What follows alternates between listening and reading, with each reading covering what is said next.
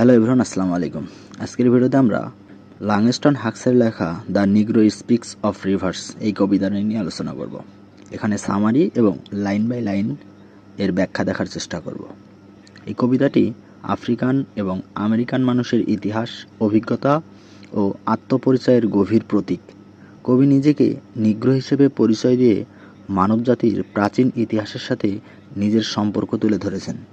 কবি বলেন, তিনি পৃথিবীর প্রাচীন নদীগুলোকে চেনেন, যেমন ইউফ্রেটিস, কঙ্গো, নাইল ও মিসিসিপি। এই নদীগুলো মানুষের সভ্যতার সূচনার সাক্ষী। এর মাধ্যমে তিনি বোঝাতে চান, কৃষ্ণাঙ্গ মানুষের ইতিহাসও খুব পুরনো এবং গৌরবময়। তিনি বলেন, ইউফ্রেটিস নদীর পাশে মানুষের শৈশব কেটেছে। কঙ্গো নদীর ধারে তিনি বিশ্রাম নিয়েছেন। নাইল নদীর পাশে পিরামিড নির্মাণ করেছেন।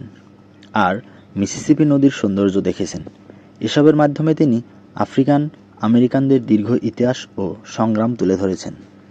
শেষে কবি বলেন, my soul has grown deep like the rivers, অর্থাৎ তার আত্মা নদীর মতো গভীর হয়েছে। এর মানে বহু কষ্ট, অভিজ্ঞতা ও ইতিহাসের মাধ্যমে তার আত্মা শক্তিশালী ও গভীর হয়েছে। মূল ভাব হচ্ছে, এই কবিতাটি আফ্রিকান আমেরিকানদের গৌরবময় অতীত, সংগ্রাম ও আত্মপরিচয়ের প্রতীক। নদীর মাধ্যমে কবি মানুষের ইতিহাস ও আত্মার গভীরতা প্রকাশ করেছেন।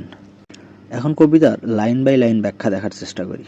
আই হ্যাভ নন রিভার্স, আমি নদীগুলোকে চিনি। কবি এখানে তিনি বোঝাচ্ছেন তিনি বহু প্রাচীন ইতিহাস সম্পর্কে অবগত। I have known rivers ancient as the world and older than the flow of human blood in human veins. আমি এমন নদী চিনি যা পৃথিবীর মতোই প্রাচীন, এমনকি মানুষের রক্তপ্রবাহের থেকেও পুরনো। অর্থাৎ মানুষের অস্তিত্বের আগে থেকে এসব নদী আছে। ইতিহাস খুব গভীর। My soul has grown deep like the rivers, আমার আত্মা নদীর মতো গভীর হয়ে উঠেছে। জীবনের অভিজ্ঞতা তাকে গভীর এবং শক্তিশালী করেছে। I bathed in the Euphrates when dawns were young, যখন ভোরের পৃথিবী ছিল নতুন, তখন আমি ইউফ্রেটিস নদীতে স্নান করেছি। অর্থাৎ এখানে মানব সভ্যতার একেবারে শুরুর সময়ের কথা বোঝানো হয়েছে।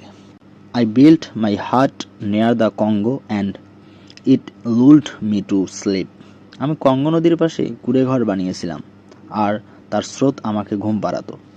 এখানে আফ্রিকার প্রাচীর জীবনের শান্ত পরিবেশ বোঝানো হয়েছে।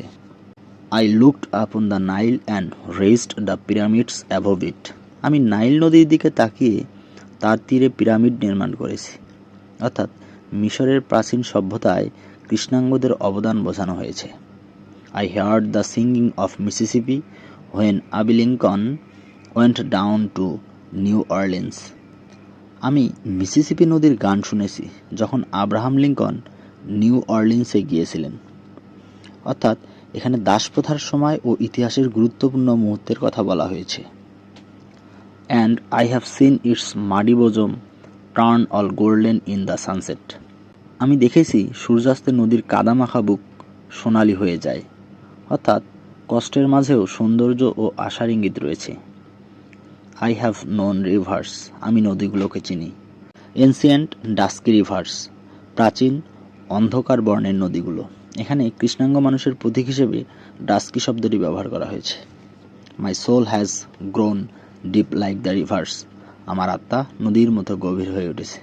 এই কবিতায় সবচেয়ে গুরুত্বপূর্ণ লাইন হচ্ছে, my soul has grown deep like the rivers, জীবনের দীর্ঘ ইতিহাস ও অভিজ্ঞতার কারণে তার আত্মা গভীর হয়েছে। সংক্ষেপে এই কবিতাটি প্রতিটি লাইনে কবি নদীর মাধ্যমে কৃষ্ণাঙ্গ মানুষের প্রাচীন ইতিহাস, সংগ্রাম ও আত্মার গভীরতা তুলে ধরেছেন। ধন্যবাদ সবাইকে।